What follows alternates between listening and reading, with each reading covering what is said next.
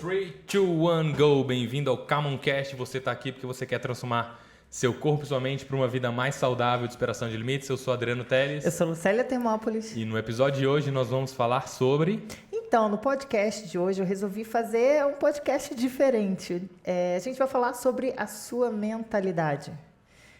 Vai ajustar? Muito Pronto. Obrigada. Estava ajustando aqui o microfone.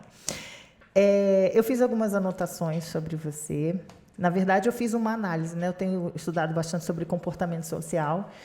E eu queria saber, porque assim, nós estamos condicionados, nós fazemos parte de uma sociedade, de um mundo onde a gente não valoriza muito o processo e as dificuldades, né? A gente valoriza só o resultado. Eu queria saber se você passa por alguns perrengues, como que você lida com isso, como é que funciona a mentalidade quando você se vê diante de uma adversidade e uma coisa que não saiu como planejado, porque querendo ou não, a gente planeja algumas coisas, mas nem tudo sai perfeitamente. Então, eu queria ter uma visão mais analítica, de acordo com as coisas que você estuda. Inclusive, eu vi que você trouxe um livro, né?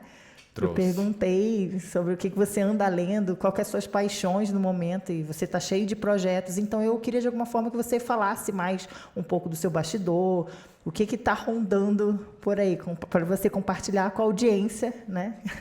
Massa. Então, vamos começar falando sobre essa questão de processo e resultado. Certo. E eu acho que isso é um tema fantástico, porque realmente eu tenho essa percepção, eu vejo quando às vezes as pessoas perguntam e agem, se comportam, pensando no resultado e esquecem um processo. E aí, se você mostra que tem um processo, imediatamente vem a desculpa. Ah, mas é porque para você é fácil, porque você é homem, porque você é alto, porque você é branco, porque você tem genética, porque você é de uma classe social tal, porque você mora em Brasília, porque você mora no bairro X. E aí começa 1 milhão de coisas para justificar o resultado da outra pessoa. Eu não me sinto desmerecido, mas como se as pessoas estivessem desmerecendo o esforço, como se não tivesse havido esforço, né? Como se fosse assim, estalou o dedo, conseguiu. Aí você tem um resultado esportivo, condicionamento físico dele é genético, tem predisposição genética. Sim, total. E a pessoa não vê a gente treinar 5 anos, 5 vezes por semana, faça sol, faça chuva, né? Essa semana não treinei segunda-feira, porque eu estava com a tosse forte. Que não é corona, tá? Não é. Não tinha sintoma nenhum. Eu simplesmente estava doente enquanto está rolando uma pandemia de corona pelo mundo. Mas não é o assunto de hoje, né? Não é o assunto de hoje. E aí eu não vim treinar por causa disso, mas na terça eu já vim, dei um pedalzinho, quarta, né? Eu continuo com tosse. Inclusive hoje teve um treino de ficar de cabeça para baixo, com tosse, né? E eu fiquei de cabeça para baixo com tosse, com o catarro subindo para a cabeça mesmo. E doendo, ruim, desconfortável. E fiz assim mesmo. Mas fiz. Então, esse esforço a pessoa não viu. Geralmente, a pessoa que não está valorizando o esforço, ela estava em casa hoje. Ela estaria em casa. Provavelmente, ela está em casa hoje. E ela não viu ouvindo aqui. Mas isso é uma questão de treinamento de mentalidade. Ela não viu ouvir treinar aqui hoje com tosse, né? E mucosas, né? Para não falar outras palavras, né, descendo na minha cara e vindo para minha testa e dando dor de cabeça. Isso ela não viu.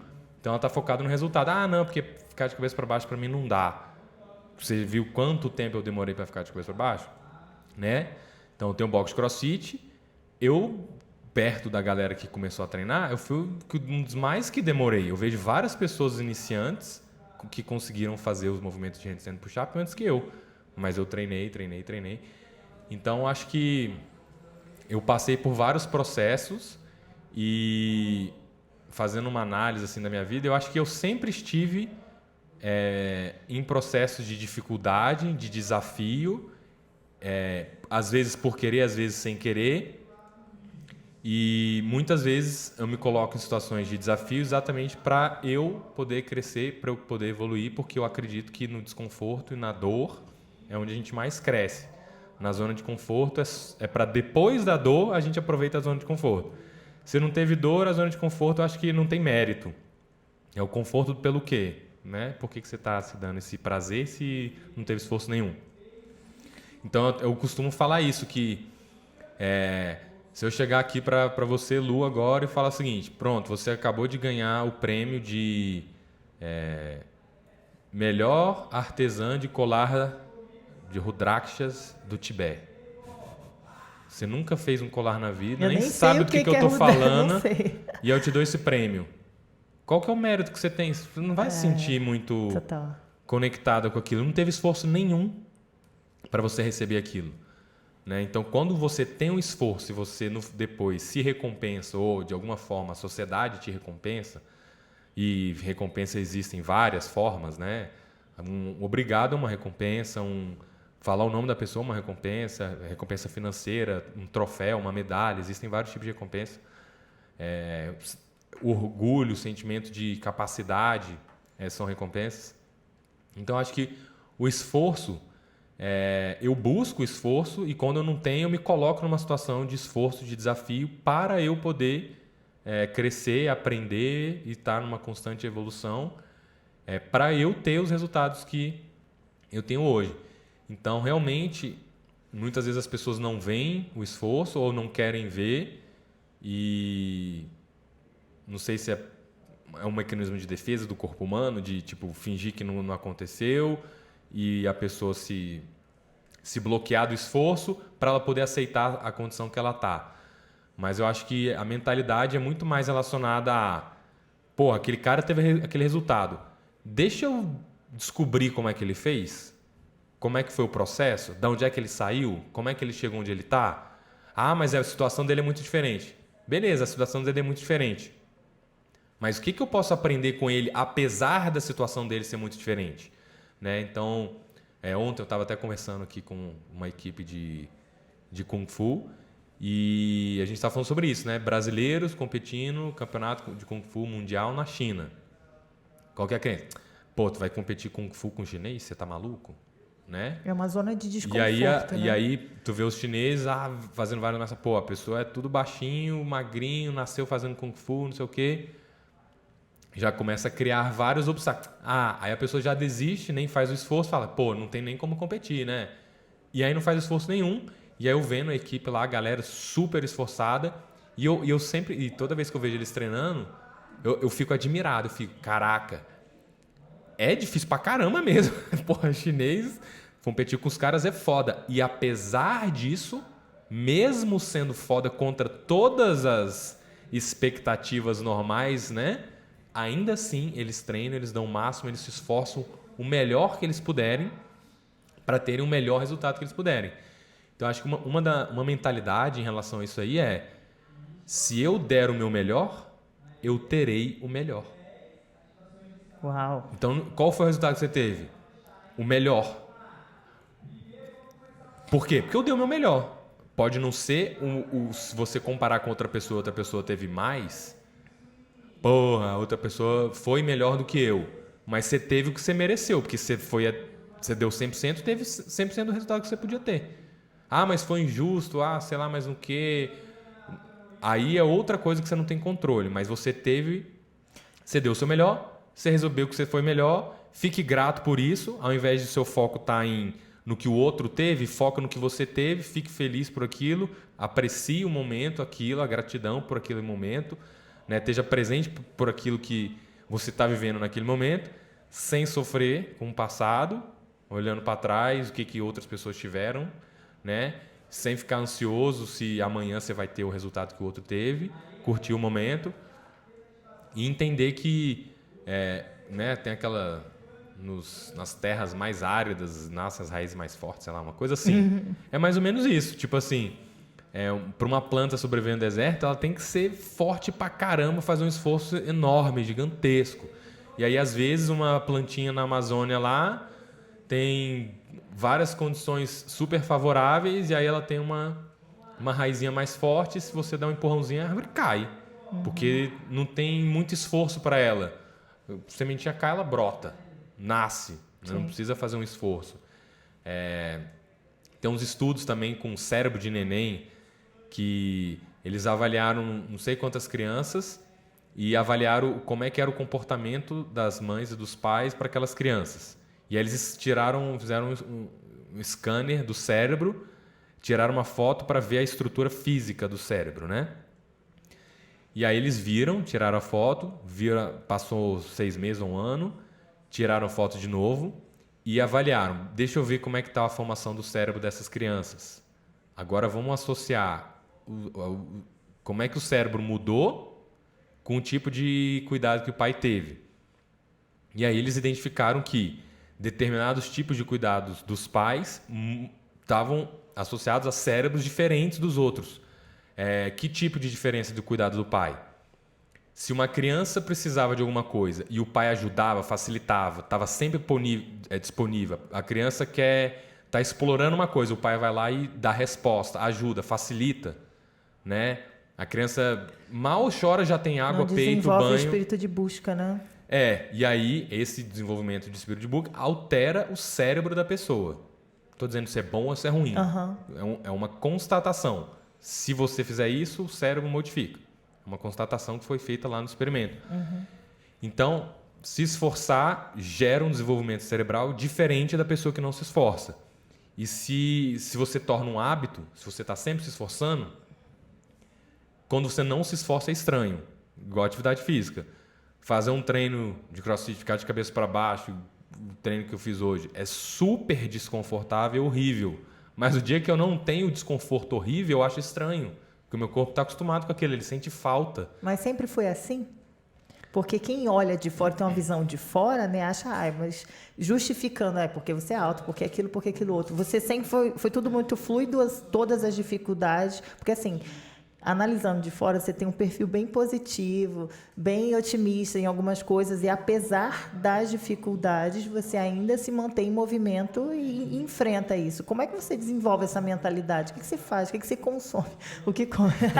Que tipo de conteúdo você consome? Porque, assim, acredito que a nossa audiência esteja passando por algum problema, por algum desafio, e muitas vezes a gente não encontra outras pessoas falando sobre desafios, só mostra o resultado, só imprime o resultado. Então, dá aquela percepção de fora de que é muito fácil, ou que você não tem talento, ou que você não nasceu para isso, ou que a pessoa que conseguiu é muito especial. Pronto, show. Vou contar uma história então. Hoje eu leio muito. Nos últimos 10 anos eu leio bastante todos os dias. E na minha escola, né, desde que eu era criancinha lá e tal, tinha que estudar para a prova. Né? Principalmente quinta série para frente, que a complexidade foi aumentando, tinha que estudar. Eu simplesmente não conseguia estudar e ler. Não conseguia ler. Dificuldade. Bota um texto na minha frente, eu dormia na metade da página, não conseguia me concentrar. Lia, se você me perguntasse o que você leu, não lembrava de nada, como se eu nem tivesse lido. Então, como é que eu fazia para passar? Eu prestava atenção bastante na aula e usava muita lógica para eu poder entender, porque eu não conseguia estudar em casa depois. Se eu não aprendesse na hora na aula, depois ia ser foda. E aí muitas vezes minha mãe tinha que ler para mim, porque vai estudar, aí eu chegava e dormia, aí minha mãe abria a porta do quarto, porra, minha filha tá dormindo. Aí eu, mas não dá. E aí com o tempo ela, porra, então vou ler para você, já que você dorme quando você lê. E ela lia algumas coisas e outras eu simplesmente não lia. Então eu tive muita dificuldade de ler. Aí às vezes ia fazer umas provas, o professor falava, né, chamava minha mãe lá, achava que eu era retardado, né, tipo, seu filho aqui acho que tem problema, melhor você botar ele no psicólogo, alguma coisa assim. Buscar ajuda. Tirava a nota baixa, deixava a questão em branco e tal, não sei o quê. Então tinha muito essa questão aí. E aí por muito tempo eu achava que eu era meio, sei lá, que o vestibular estava distante, né? Porque eu falei, porra, tem que estudar pra caramba. Eu durmo quando eu estudo, não vai conseguir passar. Então, meio que eu fui forçado a aprender outras coisas, sei lá, usar bastante lógica para isso. E acho que eu comecei a desenvolver um interesse muito grande por lógica e estudar programação. E aí com... Deixa eu ver... Acho que com 10 anos, acho que eu peguei um livro de programação lá que tinha na estante lá em casa. Meu pai tinha um computador lá que vinha com um livro. E aí eu comecei a ler e aí eu acho que eu comecei a programar. E aí eu acho que lógica se tornou uma parte da minha vida, uma lógica racional. Né? Não significava que eu não tivesse problemas emocionais, né? Tinha problemas e tal, crises. Caraca, teve uma época que eu tinha crise, caraca, o mundo não é eterno, não vou ver para sempre, eu vou morrer. Uau, né? que eu fiz 4 anos de catequese, ia para a igreja durante 4 anos, né? Igreja católica, mas eu nunca me identifiquei. Para mim não fazia sentido. Eu usava lógica bastante lógica nos discursos. Falei, cara, não estou encontrando lógica aqui, não faz sentido, não se conecta comigo. E aí, não sei nem por que eu puxei esse gancho aí. Você estava contando uma história que você tinha alguns problemas emocionais e tal. Você era muito raciocínio lógico, mas ainda assim enfrentava alguns problemas emocionais e você se encontrou na lógica. Pode continuar. Aí eu comecei a pegar os livros de lógica em casa, comecei a programar, usar bastante lógica. Lembrei. Do catolicismo, porque eu comecei a entrar em desespero e chorar, porque eu falava, cara, eu vou morrer e o universo é infinito e eu nunca mais vou estar aqui. Você tinha um desejo de vida eterna, é isso mesmo? Quantos anos que você tinha para ter esse tipo de pensamento? Porque esse é um pensamento muito profundo. Acho que uns 10. Uau. Aí eu pensei, caraca, eu vou morrer e o mundo vai continuar por toda a eternidade. Acabou para mim. E vai ter o resto infinito e nunca mais vai acabar e já era. Será que foi disso que dizia? E apesar da igreja prometer vida eterna no paraíso, por falta de lógica eu não conseguia conectar. Cara, não sei. E nada de certo ou de errado, é só uma visão sua, pessoal, que para mim não fazia sentido. Eu falei, eu adoraria acreditar que eu vou viver para sempre no paraíso, mas infelizmente a minha mente não consegue acreditar que isso vai acontecer. Então eu sofria pra caramba. Eu morria de medo de morrer, porque depois que eu morresse ia acabar, não ia para o paraíso viver eternamente. E aí eu acho que isso se tornou um gancho para eu buscar a minha vida. Então, por mais que isso fosse um sofrimento, ao invés de eu ficar chorando, me lamentando e remoendo que eu ia morrer e chorar estava sendo ruim, eu pensei, caramba, eu tenho que aproveitar minha vida, eu tenho que saber como é que eu posso viver. Então, como eu sofria muito, eu pensava, eu tenho que aprender a sofrer menos e a viver melhor. A partir disso, desenvolver uma mentalidade de... Será que é por isso que estamos falando de assunto mais profundo aqui? Porque, assim, o seu perfil, você descobriu, teve essa descoberta na infância. Eu acho que foi, né? Agora você perguntou que eu estou tendo esse insight aqui. Eu não tinha parado você para acha analisar. que a partir disso... É interessante. A partir disso, desenvolveu essa sua sede por querer fazer tantos projetos sociais, de impactar a vida das pessoas, criar conteúdo como esse, passar esse conhecimento à frente e a famosa deixar sua pegada no mundo através disso? Eu acho que tem tudo a ver, porque eu ficava morrendo de medo de morrer e aí eu pensei, porra, se meu tempo é curto aqui e eu ficar chorando e me remoendo, ele vai ser mais curto ainda. Aí eu usei a lógica, falei, porra, o que eu posso fazer? Então, aprender a viver e fazer coisas. Então, vou produzir, vou canalizar minha energia nisso para não ficar sofrendo e passando o tempo, porque cada vez que eu sofro, o tempo está acabando, né? E aí eu acho que eu despertei isso e também minha mãe também, ela sempre teve um senso de despertar um senso de contribuição, de ajudar os outros e tal, que falava que o propósito da vida era esse, né? Qual que é o propósito da vida, meu filho? Deixa o mundo melhor do que quando você chegou. É basicamente isso, né? Sem o Adriano como era o mundo, com o Adriano, sem pretensões de, mudei o planeta Terra, mas qual a contribuição que você teve, né? Foi 0, negativa ou maior que 0? Tente deixar maior que 0. É só isso. Se impactou uma pessoa, já foi maior que 0, beleza. Então, sob essa influência também, eu falei, cara, vou canalizar minha energia para isso, para eu aproveitar ao máximo a minha vida e aí... Depois que acabar, tomara que tenha continuação, não sei se vai ter, mas eu vou dar o melhor que eu puder e vou ter o melhor que eu tiver. Eu não sei o que eu vou ter, mas eu vou ter o melhor possível, porque eu vou dar o máximo que eu tiver, né? E aí, no meio disso, sofrimento, às vezes você está lá, né, o emocional sobe, ele toma conta e você age emocionalmente, irracionalmente. Eu perco a razão, já perdi a razão milhares de vezes, continuo perdendo até hoje. Perdia muito antes no trânsito, agora eu perco menos. Às vezes eu perco a razão conversando com a Paloma, agora eu perco menos. Perco a razão conversando com a minha mãe, agora eu perco menos. Uma melhora constante e contínua. É uma melhora contínua. Tô ligado. Então, o que eu percebo é que às vezes a minha mente está muito focada mais em que eu posso fazer para eu melhorar do que em lamentar pelo que eu não tenho. Ah, que droga, não tenho isso. Ah, que droga, eu tô no Brasil. Ah, que droga, eu tenho coronavírus. Ah, que droga, que não sei o que. Ah, que pena, que não sei o que lá. Eu faço natação há 3 anos e, porra, eu nado menos do que o cara da cadeira de rodas tetraplégico. A galera vai achar que é sacanagem. Eu nado menos do que o tetraplégico que nada do meu lado e eu nado há 3 anos. Isso a galera não vê. Eu nado menos. E não é por falta de esforço não, viu? Eu acredito. É foda pra casa. Pra mim, natação, uma parada surreal. É horripilante. É muito difícil pra mim. Dói muito. Então, é 10 vezes pior do que um treino de crossfit. Só interrompendo. É uma coisa que você não tem habilidade, que você não se sente confortável e ainda assim você quis entrar.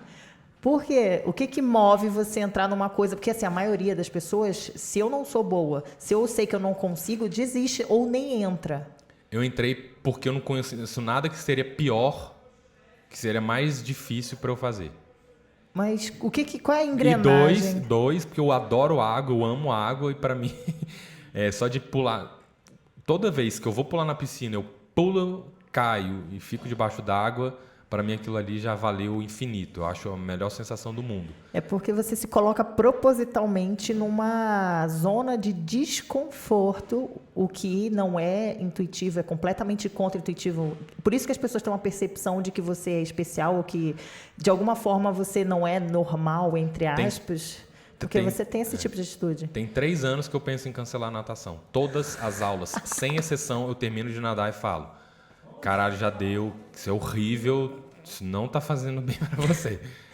E minha evolução é hiper, mega, super tartaruga. Né? Inclusive, até chamei o Marcelo, que é o cara tetraplégico nada do meu lado, para gravar um podcast. O cara, eu admiro bastante ele, a gente troca ideia, ele é super bem-humorado, até quero gravar com ele. Então, é um esforço surreal. É bizarro. Quando o professor manda assim: Adriano, faz 50 metros de perna, só bater perna. Eu paro porque o meu braço para segurar a prancha em cima da cabeça dói. Cansa, dói. Aí fala: como é que eu sei que não é falta de força de vontade, né? A gente até conversou sobre esse tema. Como é que eu sei que não é falta de força de vontade? Porque eu fiz uma travessia de 16 horas de 120 km de stand-up paddle e eu remei sentindo dor, cansaço, fome, enjoo, vontade de vomitar. Foi horroroso e eu fiz às 16 horas. Na natação, que é segurar a prancha aqui, o desconforto é enorme também. É pior não é pior, mas é diferente. Eu consigo sustentar menos tempo, né? As motivações são diferentes e tal, mas é horrível. Então, eu tô me colocando numa situação que para mim é a pior possível, de propósito. Porque isso fortalece, gera um calo mental gigantesco. Qualquer coisa que aparecer na minha frente um dia eu vou falar: isso não é nada. Nada, porque, porra, pelo que eu já passei antes, isso aqui é relativismo. Eu vou fazer, né? Isso é uma coisa que eu acho que minha mãe falava muito também, né? A minha mãe não deixava a gente reclamar. Ia reclamar de alguma coisa, minha mãe: meu filho, problema é quem não tem uma perna, tá com lombriga, mora lá no sertão, a 4 quilômetros da água do poço artesiano de água suja. E tem que andar 1 hora para pegar água suja, para tomar banho, comer e cozinhar. Essa pessoa tem problema. Você não tem problema, não. Você tem 2 pernas, 2 braços e tem saúde. Então você não tem problema nenhum. O senso de realidade é muito potente. Então, né? Toda vez que eu penso, né, o irracional vem e quer reclamar de algum problema. Eu tenho 2 braços, 2 pernas, tenho saúde, não tem problema. Eu penso isso. Ou se eu estou doente, não é uma doença terminal, não é nada, sei lá. E se fosse também, beleza. Mas sempre pode ser pior. Então era meio que isso, cara, sempre pode ser pior. E sempre pode ser melhor também, buscar melhorar. Total. Então, eu acho que... Como é que a gente aprende? Todo dia a gente vai para a escola, aprende um pouquinho. Como é que a gente treina condicionamento físico? Todo dia a gente vai lá para um lugar e pratica uma atividade física, 1 hora, um pouquinho todo dia e tal.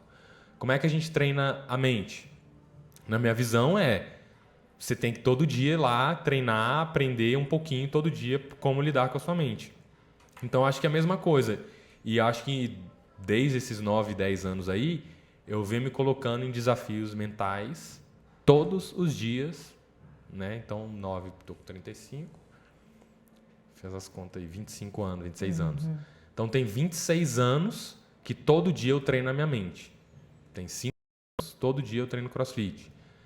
Tem 30 anos, todo dia que eu vou estudar. Antes eu ia para a escola, depois fui para a universidade, depois fiz pós-graduação, fiz outra graduação e agora eu estudo por conta própria em casa, né? Os meios de obter o conhecimento hoje não estão limitados a ser para uma faculdade presencial. Você pode aprender em casa muita coisa. Você vai aprender tudo igual, idêntico? Não. Então é impossível aprender alguma coisa em casa? Também não. Existe um meio termo aí. Você pode aprender em casa, então busca aprender em casa. E aí eu acho que é isso. O fato de eu todo dia estar buscando treinar meu corpo, todo dia eu estar buscando treinar a minha mente, faz a minha mente ficar cada vez mais forte. Então toda vez que aparece alguma situação, a minha mente está mais bem preparada do que ela estava antes. Né? Lógico, tem dias de alto, de picos e baixos, né? Tem dia picos e vales. Picos e vales, você está mais abalado num dia, Sim, total. O emocional toma mais conta, o racional não consegue tanto Inclusive, dar conta. só interrompendo, você me contou uma história antes da gente iniciar o podcast. Seria legal você compartilhar a história com a galera também sobre dos maçais? Show, então vamos lá. Isso é uma história que eu construí hoje, então ela está em construção, ela não é perfeita e eu vou trabalhar ela, talvez, por muito tempo. Talvez eu trabalhe essa ideia o resto da minha vida, porque eu acho que ela nunca vai estar perfeita e pronta.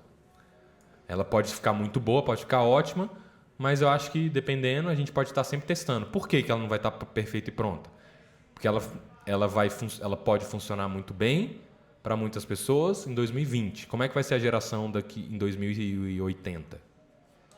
Os problemas que a gente tem, geralmente, são parecidos, mas muda o contexto e, às vezes, se adapta à linguagem. Né? Então, 2.500 anos, né, você falava lá em latim, sei lá. Hoje em dia, a galera que não fala latim, você tem que dar uma adaptada na parada. Então, na hora que traduz, já muda um contexto. Então, vamos lá para a história dos Maçais, que eu acho que Maçai é o nome de uma tribo africana que tem lá no Quênia. Eu fui para lá na minha lua de mel. Né? Então, lua de mel, para onde eu escolhi ir? Safari africano. Né? Então, eu quis ir para um safari africano lá na terra, dormir nas barracas e correr o risco de ser atacado por um animal. Eu escolhi isso para minha lua de mel. Eu não fui para... A gente foi uma semana, ficou lá no resort antes, mas depois foi para viver a experiência. Experiência selvagem. Então, fui lá para o Quênia. E aí, fui para Maçai, que fica ali perto de Nairobi, que é a capital. E é, inclusive, um dos melhores lugares do mundo. Eu acho que é o número 1 para você encontrar felinos. Né? Leão, leopardo, guepardo, cheetah e outros felinos aí. E aí eu fui visitar lá, tinha um passeio, cara, vamos visitar umas tribos maçais. Eu, massa, quero ir visitar as tribos maçais. A gente foi lá, foram 7 dias de safari, eu aluguei um carro com motorista, porque eu não sei pilotar lá, dirigir no meio da savana africana, porque você vai no selvagenzão lá, não sei nem como é que o cara seguia, pelo que ele seguia, se é pelas árvores, pelas estrelas. Pela posição do sol. Sei lá o que é, porque tu vai andando, é uma ciência... É uma savana 360 graus, né, muito parecido. E aí, a gente foi visitar ali, vamos numa menos turística aqui, mais longezinho, uma que não é que todo mundo vai. Eu, poxa, massa, né? Era um grupo privado, eu, a Paloma e o cara, eu falei, vamos nessa. Aí a gente chegou lá, aí eu vi a gente viu onde é que eles moravam, uma casinha de terra, bem pequenininha assim, né? Eu até liguei o celular, a lanterna do celular para ver dentro, porque não tem luz. E aí, basicamente, é um chão de terra com um espacinho lá que é a cama deles. Eu nem me lembro se tinha colchão mesmo, ou se era uma espuma, ou só uns panos dobrados. E um fogãozinho para ele aquecer lá uma comida. Minúsculo, tipo um iglu, né? E aí o negócio era todo cercado lá com uns pedaços de madeira, como se fosse uma cerca para inibir animais. E aí eles cultivam cabra, né? A cabra é a fonte de alimento para eles lá. E aí eles estavam explicando que os leões vêm, né, e comem as cabras. E aí eles matam o leão se o cara vier. Aí eles pensam, os leões são animais ameaçados de extinção, vamos conscientizar os maçais a não fazer isso. Irmão, o cara vive lá, a vida selvagem. Ele uma realidade completamente diferente. Ele é um primitivo lá e... Sim. Todo dia ele está lutando pela vida dele, praticamente. Ele literalmente ele tá vivendo como se fosse o homem das cavernas ainda. Todo dia, exatamente, ele luta pela vida. E não tem cerquinha, não. Não tem guarda florestal lá e pega e guarda os leões e solta os leões. É 100% selvagem. Se um leão quiser sair andando e ir para o aeroporto de Nairobi, ele vai. Não tem nenhuma cerca que separa do parque lá. Não é parque, né? É reserva de proteção, mas não tem proteção cerca física. Sei. Um leão só não faz isso porque no meio do caminho ninguém mata. E aí eles estavam explicando que eles cercam isso para os leões não comerem as cabras e tal. E aí tem gente que fica vigiando enquanto as cabras estão lá passeando, fica alguém de vigia para ver se rolar um leão, vamos recolher as cabras, as crianças e entrar para dentro, né? Beber uma aguinha aqui? Tá. Depois você conta a história do chinelo, pelo amor de Deus. É mais curiosidade, né? Inclusive os maçais, aí eles se juntam um do lado do outro e dão uns pulos altões. Meu marido viajou para lá, ele disse que é para conquistar, né? A mulher que pula mais alto e tal. Uma história bem interessante. É muito massa as tribos maçais. E aí eu entendi toda aquela cultura lá, muito massa. Né? Até eu vi o cara lá, tinha um chinelo muito doido lá, feito dos materiais locais, roots lá, de palha e tal. E eu de Havaiana, achando que eu tava abalando lá, né? Caraca, o cara vai querer minha Havaiana. E aí, tu quer trocar minha Havaiana no seu chinelo? E valia quanto? Valia dinheiro, né, a Havaiana? Tipo assim, um europeu, né? Um Havaiana vale, sei lá, no euro que tá hoje, uma Havaiana uns 30 euros, 200 reais. Aí o cara vai querer, né? E eu quero o chinelo dele, uma parada única, não compra. Aí tu quer trocar aí? O cara, o que eu vou fazer com esse chinelo aí? Aí tu não quer Havaiana? Ele, não, isso é horrível para andar aqui. Né? Então, eu pensando, né, mais materialmente e ele pensando 100% funcionalmente. Né? Então, foi massa. Mas voltando aqui ao assunto. E aí eu vi como é que funciona o esquema da tribo Maasai e aí eu estou estudando bastante, inclusive o livro que eu trouxe aqui, né, é a filosofia da terapia cognitivo-comportamental, né, desde a época do estoicismo, passando pelas filosofias e outras correntes de psicoterapias que existiram, até chegar na psicologia cognitivo-comportamental hoje, que é a psicologia que tem bastante estudo científico por trás, e o livro mostra toda a origem da onde surgiu essas ideias que a psicologia tem hoje, e hoje as pessoas estão, né, os pesquisadores estão fazendo métodos científicos para comprovar o que já é falado há mais de 2.000 anos. Então dava resultado há 2.000 anos, aí o cara fala, está comprovado cientificamente, mas já tem 2.500 anos que funciona. Inclusive ele até fala, cara, se você trouxesse Aristóteles, Platão, Sócrates, os filósofos de antigamente, para 2020, provavelmente eles não entenderiam da física, de Newton, dessas fórmulas e avanços da ciência hoje, mas eles seriam capazes de tratar os problemas que as pessoas têm hoje. Sofrimento, angústia, depressão, não sei o que lá. É o mal do século, né? A maioria dos problemas são emocionais. E tem 2.500 anos que o ser humano... Não 2.500 anos que existe, mas que já existe uma forma sistemática de tratar a nossa mente. Então, voltando aqui. Aí eu pensei, cara, como é que a nossa mente funciona? Acho que a nossa mente ela funciona tipo uma tribo Maasai. Como é que funciona isso? A gente tem alguém que está vigilante, né, o tempo inteiro procurando perigo. Porque na vida real o ser humano vive igual o ser humano de antigamente só vivia igual a Maasai. Só tinha tipo vilas Maasai, né? Né? Esse estilo de vida mais primitivo. Hoje em dia a gente está na cidade, tem conforto, tal, não sei o quê, não tem mais leão circulando aqui em Brasília, por exemplo. Mas a vida do ser humano era meio, né, homem das cavernas, era um estilo Maasai. Então, o ser humano ele tem tipo um vigilante dentro da gente mesmo, né, que está detectando perigos. Se ele vê um perigo, ele avisa e você corre, sai correndo. Leão! Bah! Recolhe as cabras e sai correndo para dentro. É instintivo, não é uma consulta. Pô, tá vindo mesmo? Será que esse leão vai matar a gente? Pô, deixa eu ver o tamanho. Não tem essa consulta racional emocional. É rapidão, o mais rápido possível, automático, né? Pá, já eu sabe li fazer. em algum lugar que quando a gente entra nesse gatilho mais primitivo, a gente corta algumas funções, né? Tipo, urinário e tal. Você entra num instinto primitivo pesado.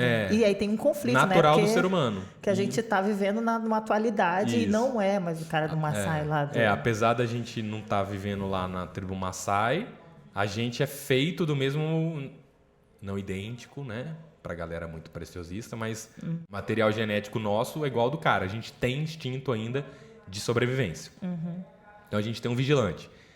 E aí, se não tiver vindo nenhum leão e você quiser tomar uma decisão, você pode consultar lá como se fosse o pajé, o líder espiritual lá, o curandeiro, o médico da tribo. Você vai lá perguntar, pô, eu quero ter mais filho. Aí o curandeiro lá vai falar, é isso mesmo, tenha mais filho. Qual dos dois? Né? O curandeiro seria tipo a parte emocional do nosso corpo. Ah, certo. O curandeiro, tenha mais filhos, isso mesmo. Criança é alegria, é o futuro, é a geração, traz luz para a vida, isso mesmo, tenha filho, faça uma relação de amor com a sua esposa, prepare um jantar romântico, sei lá. Cria todo um cenário favorável. Aí, obrigado, curandeiro. E aí você vai consultar o outro pajé lá, né? Não, você foi no curandeiro, agora você foi no pajé racional. Vamos chamar ele de pajé racional. Tá. Depois a gente pensa no nome melhor para ele. Só para deixar mais didático, né? Aí ele fala, e aí, o que você me conta? Ele, então, eu queria ter mais um filho. E o pajé emocional achou essa ideia maravilhosa, né? Criança é a luz do mundo, contribui futuro, olha que fantástico. E aí o pajé racional, entendi. E os outros 7 filhos que você já tem? Você já está conseguindo alimentar eles todos os dias? A sua esposa já se recuperou daquele problema de saúde que ela tinha? Você já está conseguindo manter o seu trabalho igual você estava? Você já recuperou daquele acidente lá que você tinha na perna e não consegue mais plantar e colher para ter comida para alimentar a sua família? Então o racional está questionando outras coisas que o emocional desconsiderou. Então ele está trazendo mais informações. E aí, se você estiver seguro e não aparecer nenhum leão, você fica lá conversando com os dois pajés até você tomar uma decisão. Mas de repente, chega um leão, e aí você para tudo, esquece tudo que você está fazendo e corre para dentro, vai se esconder lá, não sei o quê. Descarga o gatilho primitivo, você esquece a conversa que você teve com razão e emoção. Então eu acho que a nossa mente ela funciona bastante como se fosse isso. A gente tem um vigilante que está lá para sobreviver a gente, que dá um gatilho, você faz na hora sem questionar nada. A gente tem uma espécie de juiz emocional. E aí a nossa mente, ela tem perigo iminente? Não. Então consulta o emocional e o racional aí. Vê o que um está fazendo e toma uma decisão. Vai ou não vai ter filho? Se você achar que o racional falou mais alto, não vai ter filho. Se você achar que o emocional vai ter racional, vai ter filho. Além disso, quando você sai de lá e aí chega à noite, você encontra a sua esposa e ela, vamos ter filho. Não tem mais a voz do pajé lá falando para você se lembrar das coisas, dos outros 7 filhos que você tem e tal. E aí você só escuta o emocional naquele momento. Então, por mais que você tenha uma opinião a favor, uma opinião contra, tenha tomado um partido, tomado uma decisão, quando você vai para outra situação, é uma nova análise de novo, e aí o corpo ele vai escolher um caminho que tiver mais favorável, que oferecer menor resistência para aquilo lá, e aí você vai agir desse jeito. Então, acho que o nosso corpo ele tem tipo 3 julgadores aí, né? Tem um vigilante que está lá vendo se tem um perigo iminente, que esse perigo pode ser real ou não, às vezes, leão! Aí todo mundo sai correndo e, porra, falso alarme, era uma zebra. Não tinha perigo nenhum. Aí a galera, ufa, leão! Aí era leão mesmo, caraca, corre, né? E hoje em dia a gente não tem mais leão, então o nosso cérebro ele fica vigilante, ele passa uma pessoa estranha na rua, tu acha que aquilo lá é um leão, você responde como se fosse um leão, sai correndo, tem um pânico, final das contas era só uma pessoa passando com o cabelo despenteado lá, com um novo corte de cabelo que você achou que era um psicopata. E aí isso causa sofrimento nas pessoas.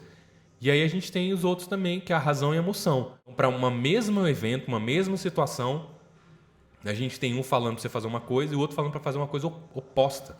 Por isso que às vezes a gente fica em dúvida. Eu escuto esse ou eu escuto aquele. Então, se você determinar que eu vou escutar a razão sempre, independentemente da emoção, treinar sua mente para isso, repetir isso inúmeras vezes, reforçar esse caminho, pensar, visualizar, escrever, viver, se colocar na situação de escolha, escolher a razão, com o tempo vai ficando mais fácil você tomar decisão. Sim, total. Então, se você ficar reforçando a emoção e não usar a razão nunca, você vai se tornando uma pessoa muito emocional, que não usa a razão nunca. Então, a gente pode treinar o nosso cérebro. Eu treino meu cérebro, acredito que as pessoas podem treinar também, do mesmo jeito que pode treinar o físico. Tirando as pessoas que são intreináveis, tem gente que é intreinável? Deve ter, sempre tem. Tem gente que é alérgico ao ar, tem gente que é alérgica à água. Se a pessoa não tiver uma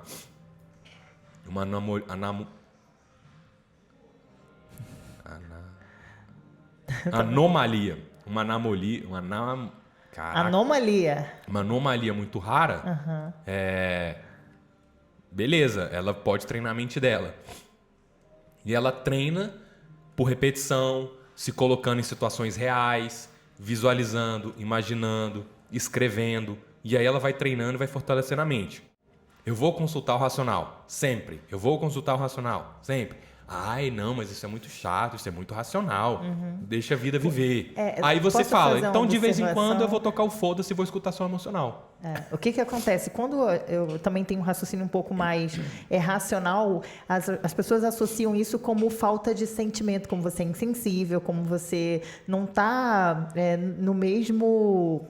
não é patamar a palavra que eu ia usar. Mas assim, parece que você de alguma forma virou a Elsa Frozen do gelo. Você está sem coração. Na verdade, você tem um pensamento mais analítico, tenta ser mais assertivo, nada de errado com ser mais emocional, mas eu acho que você acaba sendo muito inconsequente quando você só vai no emocional. É tipo assim, você quer ter filho? Filho é bom, filho é ótimo, o emocional tá dizendo, vai, tenha. Porra, tu já tem 7 filhos, meu irmão, presta atenção. Usa a razão aí, velho. Caraca, dá uma raciocina aí. Né? Aí o cara tem 20 filhos. É porque eu sou uma pessoa emocional, eu tenho sentimentos, eu gosto da arte da vida. Beleza, mas tem consequência isso também, né? É porque parece que a vida mais poética. É porque eu sou mais emocional. Isso, é como se fosse uma virtude. Romantiza, É como se fosse uma virtude não usar razão. Pessoas que usam razão não são menos virtuosas, como eu sou sentimental livre e meus instintos naturais me guiam para a melhor vida do mundo, eu não vou usar razão. Se você estiver sentindo que a sua vida é maravilhosa e perfeita, usando só emoção, continua, tá funcionando. Total. Agora, se você... um investidor da Bolsa de Valores, vai usar o emocional. Tenta usar o emocional na Bolsa de Valores em plena crise mundial. Eu acho que não vai funcionar. Hipótese.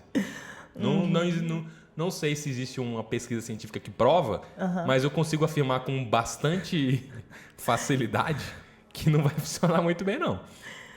Então... é uma consulta. Você consulta racional, consulta emocional. O vigilante não tem consulta nenhuma, vai direto. Manda você agir, você age, não tem consulta nenhuma. Pá. E o racional, como é que você pode usar o racional para potencializar o emocional? Monitore a emoção. Se você sentir que a emoção está favorável, deixa a emoção fluir e desliga o racional. Pronto. A emoção está desfavorável? Cara, eu estou nervoso no trânsito, eu estou atrasado... tu quase bati o carro aqui porque eu tô cortando a galera. Você vai deixar o emocional continuar? Não mesmo. Então não é uma situação em que o emocional funciona. Use o racional nesse momento. Você tá vendo o pôr do sol e aí você tá tranquilão lá e contemplando. Desliga o racional e simplesmente olha pro sol e vê, sente energia. Por quê? Você fez uma análise racional antes que tô no ambiente seguro. O emocional aqui está favorável, é o que eu quero sentir, vou desligar ele. Desliga, sente. Eu quero fazer uma contribuição aqui, porque eu tenho uma coisa que eu pratico na minha vida e todas as pessoas que eu acho relevante, eu sempre indico que é escrita reflexiva. Eu tenho um caderno aonde eu analiso as minhas atitudes, analiso coisas que eu quero melhorar, coisas que eu fui racional demais, coisas que eu fui emocional demais. Eu acho que é importante a gente fazer essa autoanálise e ver os nossos comportamentos. Como você falou, eu acredito também nessa melhora constante e contínua, onde você pode se auditar assim, não levar a vida, deixa a vida me levar, a vida levar eu. Se você tá deixando levar e tá perfeito e tá fantástico... Nada de errado e de certo com isso. Não quer melhorar, não tem sofrimento, show, continua, repete aí a receita que dá sucesso. Geralmente não é o caso. E acho que finalizamos. Você quer acrescentar alguma coisa? Se você tem alguma pergunta que você queira fazer ou contribuir, sugerir algum tema, me manda no inbox do Instagram aí, @Adriano Teles. E se você gostou desse conteúdo e de outros conteúdos também no podcast, você pode acompanhar no YouTube, no Spotify e no iTunes, Camoncast. É isso aí. Quem que é você na fila do pão? Eu sou Adriano Teles. Eu sou Lucélia Termópolis. Muito obrigado. E até o próximo episódio. Tchau, tchau.